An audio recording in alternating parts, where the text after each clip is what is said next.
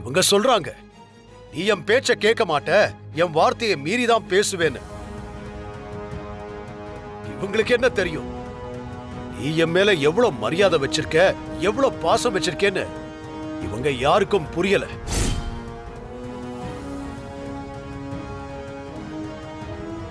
அந்த கொலைகாரனுக்கும் நமக்கும் எந்த சம்பந்தமும் இல்லைன்னு சொல்லிட்டேன்.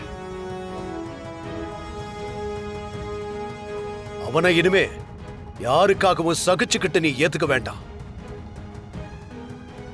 இன்னைக்கு ஊர் முன்னாடி நான் தலை குனிஞ்சு நிக்கிறதுக்கு காரணம் அந்த கொலைகாரன் தான். அவனால நீ பட்டதும் போதும், நம்ம குடும்பம் அனுபவிச்சதும் போதும். அதான் அவனுக்கும் உனக்கும் எந்த சம்பந்தமும் இல்லைன்னு சொல்லி நம்ம காளியம்மன் கோவில்ல காசு வெட்டி போட போறேன்.